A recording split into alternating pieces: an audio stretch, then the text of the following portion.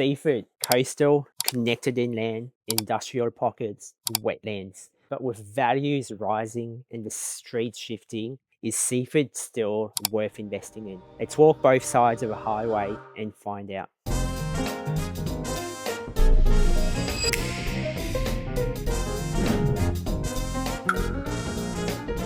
Hey, it's Otter here from Insighto Buyers Agency. This is the Worth It series, and today we're diving straight into Seaford, a Bayside suburb with some serious lifestyle points and long-term investor and owner-occupier interest. Seaford sits about 36 kilometres southeast of Melbourne CBD, known for its 5 kilometre stretch of beach, the Seaford Wetlands, and a community vibe that is relaxed but rising. The story here is in contrast. Bayside Seaford, where you've got beach, cafes, proximity to the sand, or inland Seaford, where you've got quieter, more affordable entry point, still transforming. The difference could be anywhere from 200k in price and a totality different in terms of rental and resale profile. Here's what makes Seaford interesting. Lifestyle appeal. You've got beautiful beach, walking trails, wetlands, and a village vibe, but without that price tag of Mordialloc, Chelsea, Paterson Lakes. Young families, downsizers, and professionals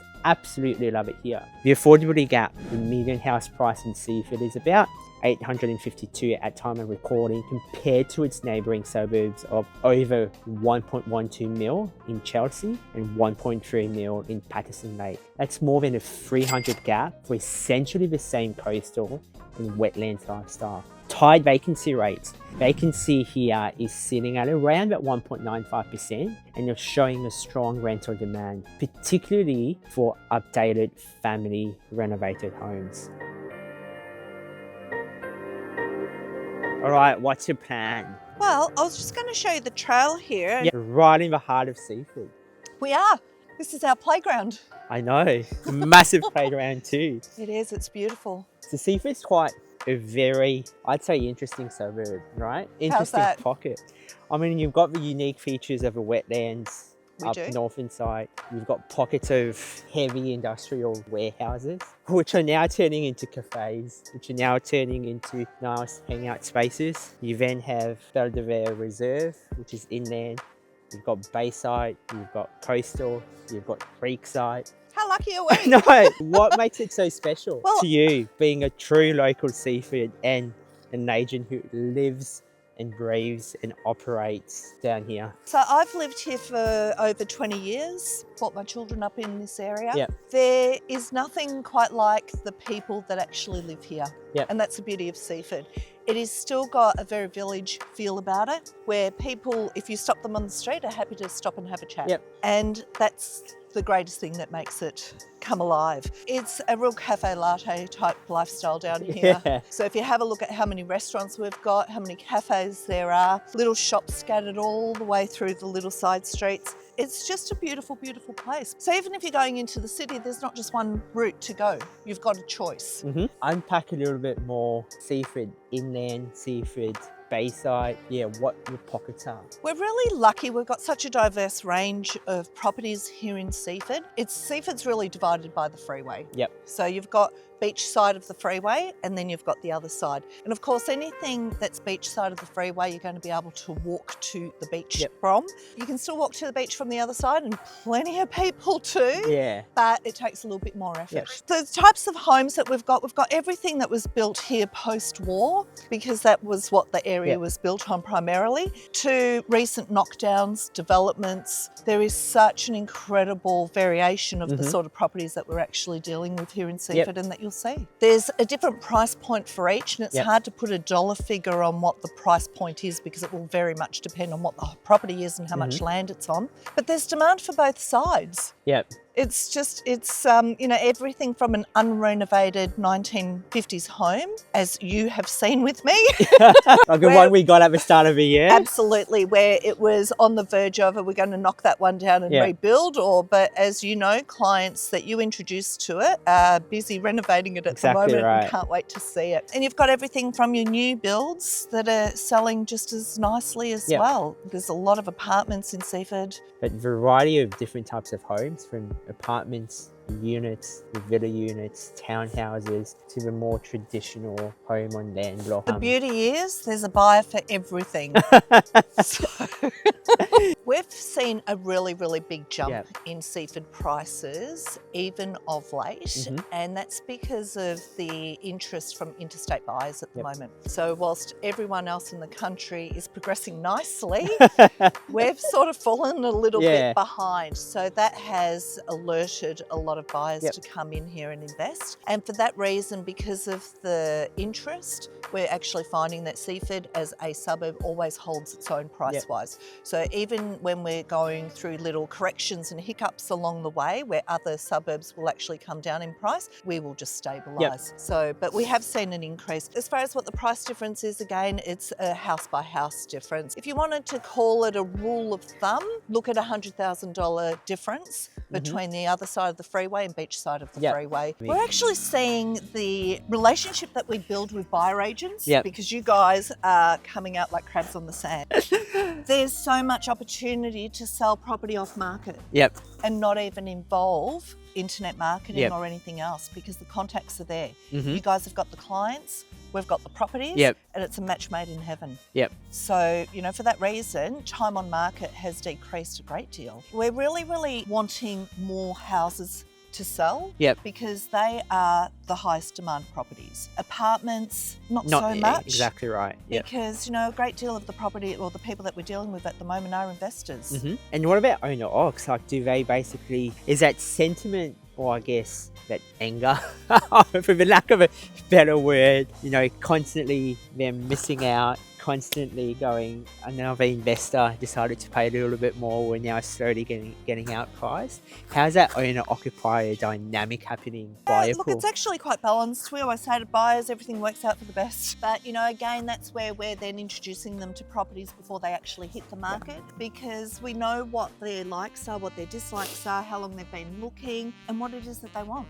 We just go and find it. Particularly for first-time owners, where it's very disheartening that it's very an emotional play. Buying your first home is heavy-hearted. That deposit that you've saved and every cent and penny that they can claw back on purchase price is a bit of a winning to them, because most likely that then goes into the furniture budget. That's an interesting one, because, you know, quite often when we're selling properties, especially to first home buyers, they've got a really long list of things they want to do. Or things what they want to buy. But you go and visit them 2 years later and nothing's been done. They've just fallen into the groove of living with a home and loving it for what it is. I don't think I've ever come across a buyer who said to me, I made a mistake. I think it really then goes back to the whole premise of home is what you make out of it. I don't know if you've heard of that. No matter where you position yourself, whether it's a dated weatherboard house, whether it's a house that's somewhat falling apart or a brand new modern home, you ultimately make it yours. Like, let's think of the one that we got off you. She made it her home. It was. Right? Albeit it was, you know, it was tired, it was dated. So she made it a place where she could come home. Her bike was there, you know, there was that emotional attachment. And I think it's no different to what we see across a lot of home buyers out there. The difference with our buyers though, they've got this as a backyard to play in. It's a massive backyard. You don't need to travel anywhere. I know, it feels so secluded out. It's amazing. So when people talk about getting back in nature, you just have to step out your front door and walk down a few metres. What about parks? There's a fair few around here. They are everywhere. We're really, really lucky with how many off-lead dog parks that we have, and obviously there's part of the beach it's off-lead as well for the puppies. But, you know, the facilities here for everything are great. You know, council love them or hate them. They actually do a great job with maintaining the things that we have here, so it's great. The place is absolutely awesome. Beautiful. You have that confidence, you have that sense of security to go, you can do that. And you've been doing that for the past 20, 30 odd years that you've called Seaford home. It's just beautiful.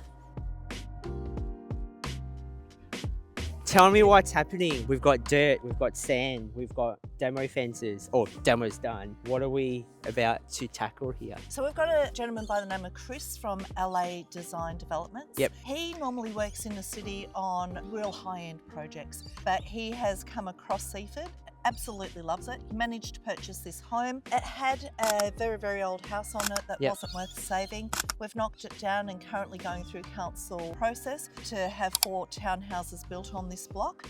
2 of them will be 4-bedroom, 2 will be 3-bedroom. They'll each have their own street frontage. You can see how big this block is and being a corner block. It's just prime for development.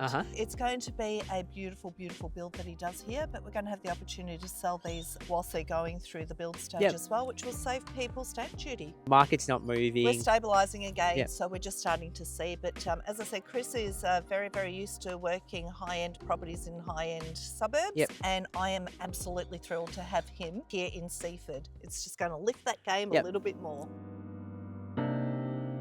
So let's look at the numbers as provided by our hashtag data partners. We've got an IRSAD score of 5 out of 10.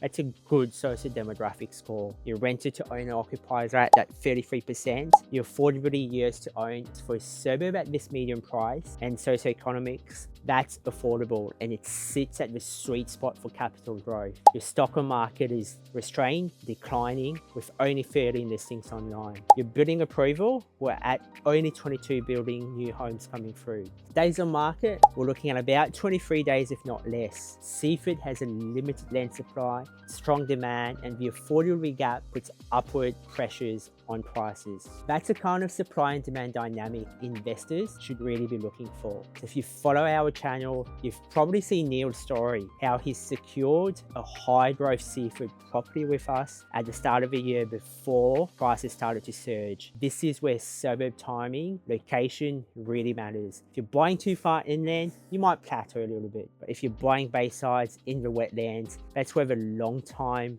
upside is ultimately happening here. So if you haven't already, subscribe because we're dropping more stories like Neil's renovation journey very soon. Can we buy it off you? No. Can we buy it off you? No. How much do you want for it? This is what we love. There we go. What do you love about it? How often are you down here? Every day? Every day. And we just hop up there on the deck and just, that's our view. That's a view from the couch upstairs. So yeah. How long have you been out here? Probably about 7 years, I think. What do you love about Seaford as a true local? It's just a lovely, quiet place. Favourite cafe to hang out? Oh yeah, the Spanish bar, that's beautiful. Yep. Yeah, we love it. Great food. There's a good walk we go on, which is just like down here. We can go all the way to Seaford and then back on the track behind the creek. And down here. Over to the beach over the road. Perfect. Beautiful. Let's pop in. Let's go for a bit of a paddle. How Ready? amazing is this? How fun is this? This is what life is all about. What a perfect day to come for a kayak along Kananook Creek. Where are we going? We are going. Okay, Cherie. Yes. Spot on in the heart of Seaford. We are. Can you tell us where we're at right now? We are kayaking along Kananook Creek and what a perfect day for it. You know, the beautiful thing about this is you've got the reserve on one side that will never ever be built out. There's a walk in there. But this creek is salt water. Yep. It's tidal. It goes out through to Paterson Lakes and then you can kayak all the way into Frankston if you're keen and grab a coffee. It is just absolutely beautiful. But how much fun is this? It is absolutely so fun. So tell me, Cherie, in terms of property, how much do these waterfront properties go for? You are going to be able to, look, we've got a lot of townhouses and apartments that back onto Kananook Creek as well. So you're going to have everything that's affordable to your top end prices that you're going to be looking around that 1.6, 1.8. And that's for something that's been renovated. If you were looking at something that needed work done, you would still probably be looking at your 1.4s, 1.5s. I think Seaford's incredibly undervalued for everything that we offer here. I'm going to throw you $1 million question. Sure. Frankston South at 1.5? Yep. Or one of these houses at 1.4? One of these houses for sure, without question. To me personally, any day of the week. And again, that's because of you're so close to. We're opposite the beach. Got this on your doorstep. I know, how cool it is. It is absolutely awesome. And what I'm noticing too, just by paddling along the creek, you've got some very old houses waiting to get some love, some TLC. Without doubt. To start knocking on doors. and find you something to buy. Can you find me something to buy? Are you sold on the area yet? I am absolutely sold. It is amazing. And now you know why I've lived here for over 20 years. What do you think owner-occupiers really wanting in a home? Look, I think ideally what they're after in the first place is the accommodation that they require. We'll always first look at how many bedrooms, how many bathrooms they need. Yep. They will look for as far as the garage or car parking spaces are available. And then it comes down to the potential. So if the location suits everything that they want, but the house isn't quite perfect, but has the ability to add on to, they will balance that out for themselves. People will always buy on, or generally will always buy on emotion first, and then they'll justify with logic. Very true. And biggest mistake you're seeing a lot of buyers make at the moment? Securing a property when they see it and procrastinating because it's either the first one that they've seen, so someone's told them that they should never buy the first house that they see. There's listening to the news and the doom and gloom that gets spread, like, property prices are going to drop. They haven't and they won't. And I think that's the biggest advantage of first-home buyers, owner-occupiers, people looking to upsize, have in working with a buyer's advocate. What are your thoughts on that? What are my thoughts on working with buyer advocates? Yeah, or helping clients. Look, I think buyer advocates play an incredibly strong role in giving buyers confidence, but also giving them a structure and a safety net, someone to bounce off of, and it's someone that's in your corner. Because let's face it, as real estate agents, we've got a reputation, and sometimes for good reason. We'll try not to cook that. Whoops! Did you get that? This has been fun. What a beautiful day. I am going to make my way out first. And this is what hunting and scouting a suburb actually looks like. Paddling the canoe and really understanding suburb dynamics. Cherie, we absolutely had a ball in. You had fantastic fun unpacking what Seaford has to offer, from lifestyle to numbers, to owner-occupier demand, to investor demand. Just want to say a massive, massive thank you for spending your morning with us today and really showcasing the hidden gems of Seaford. And what a perfect day you picked. So thank you. Thank you very much. So, is Seaford worth it?